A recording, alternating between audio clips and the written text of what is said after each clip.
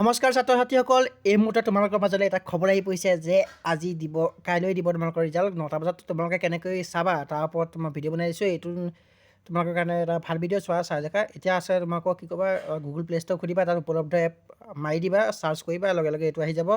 লগে লগে কৰিবা ইনষ্টল কৰাৰ পিছত ইয়াত অ'পেন অপশ্যনটো আহি যাব, যেনেকৈ মোৰ আহিছে। তাতে তোমালোকে কৰিবা অ'পেন কৰাৰ লগে লগে তোমালোকৰ ইয়াত এটা ইণ্টাৰফেচ আহিব, যিটো মোৰ নাহে। মই ইতিমধ্যে ইয়াত লগ ইন কৰি থৈছোঁৱে। তোমালোকে ইয়াত লগ ইন কৰিব লাগিব। লগ ইন কৰিবলৈ বেছি কোনো নামটো, মোবাইল নম্বৰটো আৰু ষ্ট্ৰীম কি, ছায়েন্স আৰ্টছ নে কি, তো সেইটো দিলেই তোমালোকৰ হৈ যাব। বাকী চোৱা, ইয়াত লিখি থোৱা আছে Assam majors final result 2025 results on April 30, 2025 at 9 AM। গতিকে ইয়াতে দিব, সেইটো www.result.shiksha এইটোৰ পৰা আহিছে। গতিকে ইয়াত তোমালোকে সহজতেই চাব পাৰিবা। গতিকে ভিডিঅ'টো লাইক, শ্বেয়াৰ এণ্ড ছাবস্ক্ৰাইব কৰিবলৈ নাপাহৰিবা।